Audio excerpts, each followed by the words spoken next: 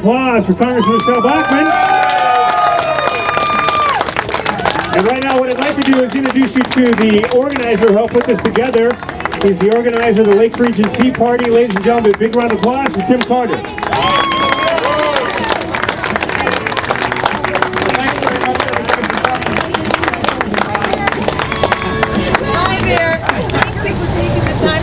I'm so glad that you're here. This is typical of every event that I've been to with the Congresswoman. Pleasure to see you. She goes out of her way to try to meet every single person and shake everybody's hand. And that's one of the things that I find most genuine about the Congresswoman. But what I'd like to do is, my name is Tim Carter again. I'm one of the co-leaders of the Lakes Region Tea Party, and I want to welcome you today to this historic event here in Moultonborough, New Hampshire. And I want to say a few comments before I get started to kind of put into context what's going to happen here today. First of all, the good Lord has provided us with an absolutely spectacular autumn day here in New Hampshire. But I need to tell you that there are storm clouds on the horizon, and there's a political perfect storm that's brewing right now, and at the center of that storm is President Obama's ideology. And unfortunately, that storm is just as powerful as the one that almost tore apart our nation back in its early days in 1861, when we were still a young, tender nation. But at that time, the issue was a human rights issue, but this time it's an economic one. And I think you need to understand that right now our country's in really deep trouble. We're being attacked by both foreign and domestic enemies. And what we need to understand here, I feel, is that I maintain that we need a leader right now that has the ability to think long-term and make the decisions that are going to allow future generations of Americans to enjoy life, liberty, and the pursuit of happiness. I maintain that we need a leader right now that embraces the U.S. Constitution and recognizes it as a one-of-a-kind, sacred document that it is. I maintain that we need a leader right now that knows how to create jobs, that has the track record of doing it, that actually runs and helps run a small business and makes a weekly payroll. I maintain we need a leader right now that honors the sanctity of life and recognizes that the backbone of a strong America starts right at the dinner table. And I maintain that we need a courageous leader right now that has the courage that will absolutely make the tough decisions that need to be made right now at this historic moment in our country, so that we can rebuild America to what it once used to be. And here's the best part. That leader right now who has all of those qualities and many more that I haven't even named is right here standing in our midst. And it's a great honor. And I want to tell you right now, it's a great honor and a privilege to introduce to you the next President of the United States, Michelle Bachmann.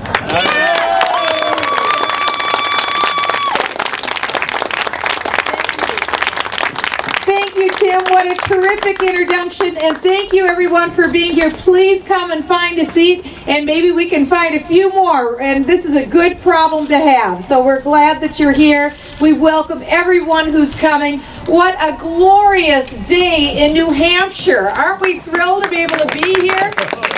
This is the best auditorium we could ever ask for. So thank you for taking on what's arguably the #1 weekend of New Hampshire to think that you are here on this Sunday afternoon doing your duty as an American citizen to help choose the next President of the United States. People in New Hampshire take this very seriously. And on behalf of the rest of the nation, I want to thank you for taking this as seriously as you do. This is your time, and let me introduce myself again. My name is Michelle Bachman, and I am running to be the next President of the United States in 2012. Because I believe with everything that's within me that 2012 is our last chance to take the country back and get it set on the right course. And I believe that we can get it set on the right course, but it's going to be a very difficult proposition to do. It can be done, but I'm not here to sugarcoat. It's going to be very difficult to do. But we can do it. We're Americans. We're New Hampshireites here today. We're in the live free or die state. We do know how to make tough decisions, and it can be done. It's your day and it's your time, and I want to give you as much time as we can for all of your questions, but I want to open up with just a few remarks. And what I want to say first of all is that no matter what course of action we take going forward, the first place that we have to begin is in cutting spending at the federal level. Because you need to consider that this year your government is spending 40% more than what it's taking in. Now that's breathtaking.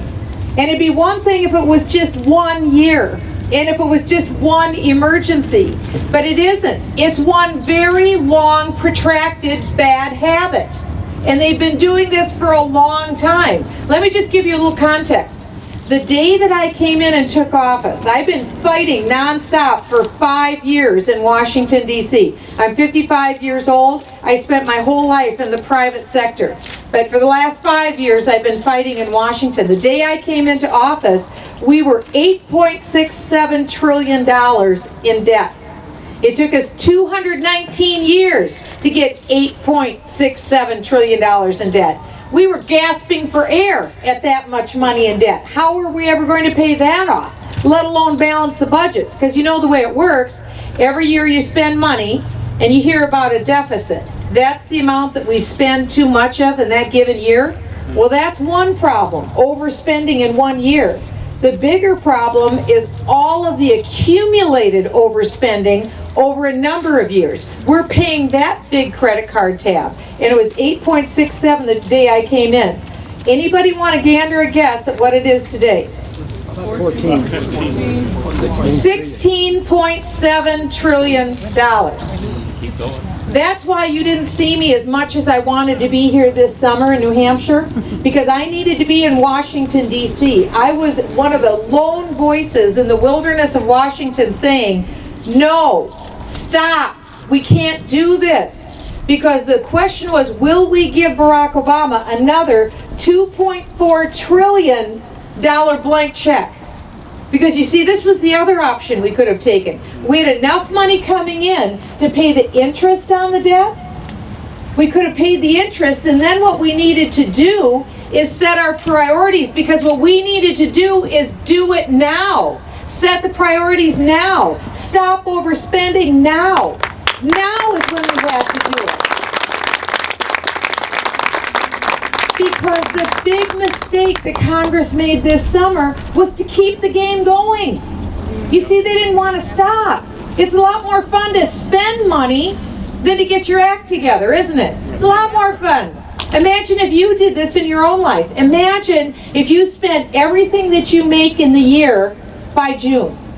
And then you decided, well, that felt good, I'm going to keep spending. But you spent it all. And so you find some foolish banker to give you a check so you can keep up that level of spending until December.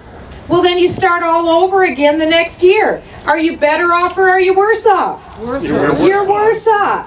So you won't even make it until June the next year. Why? Because you have to be making interest payments on your debt. So maybe you'll only make it until May. And so then, do you see how every year you get in a worse position than you were before? That's where we are today.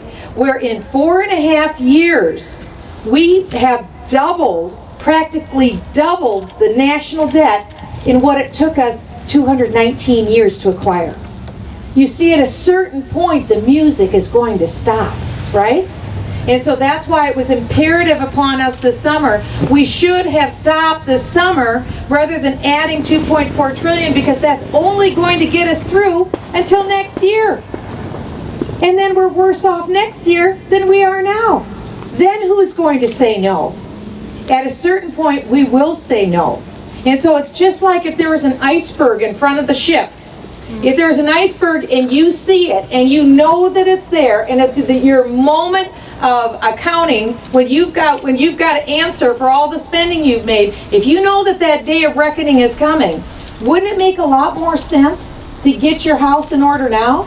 For people, you see them take their credit cards when they can't control themselves and they put it in water, they freeze it, they put it in the freezer so that they can't get at their credit cards anymore, or they cut them off. Well, I'm telling you, the federal government, we should not only freeze it, we should cut them up. We should say, no, you can't have access to those cards anymore. Because you're the ones that have to go out and get the second and third and fourth job to pay off all of their spending. And all of their spending didn't result in any jobs, did it? No. Barack Obama told us, give me $1 trillion. As a matter of fact, he wanted borrowing authority. There was no money to give him. So he went and borrowed $1 trillion, and he said he was going to create 3.5 million jobs. Well, he lost about 2.5 million jobs. So that equation didn't work real well for us, did it? No.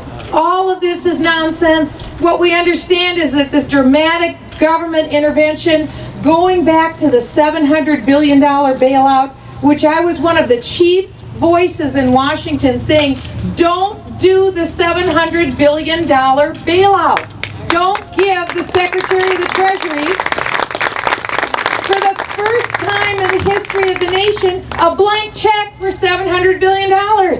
I had said to the Treasury Secretary behind closed doors when they were telling us, oh, we had to give them this authority. I said to him, what's your evidence? What do you have to show me that if we give you this blank check, this will turn it all around? On what possible basis is it going to work? They had nothing. He said, I have nothing to show you. I said, well, then you can't have my vote. And I didn't give him my vote. And we shouldn't have given him the vote, because that $700 billion led to the automobile bailout, which led to the $1 trillion stimulus, which led to the mortgage bailouts. On and on we go. And now we're at the point where we're continually giving out 99 weeks of unemployment benefits, and it goes on and on and on, and someone has to pay for that. And so here we are in 4.5 years' time, where we have doubled the national debt.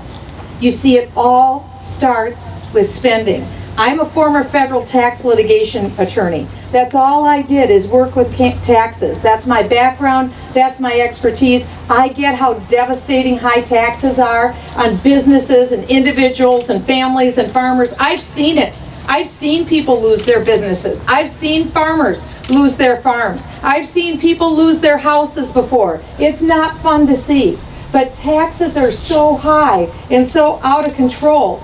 And you maybe know a couple of people right now that have a house in foreclosure or near foreclosure, or their house right now is underwater. They owe more on it than the house is worth. This is happening all over America. It's not funny. And it's not cute, it's reality. And there are people right now that are just paychecks away from losing their house. And there are people right now that don't even know if they're going to have a job much longer. We're seeing it even up here in New Hampshire. It's real. That's why America can't wait.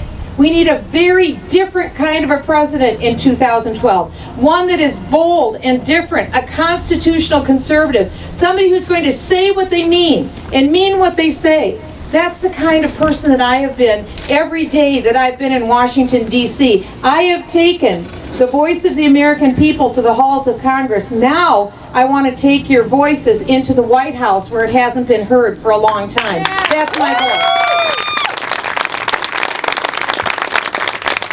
Well, I promised you this is your time, so let's get to your questions, and I can't wait to hear what you have to say. Thanks so much.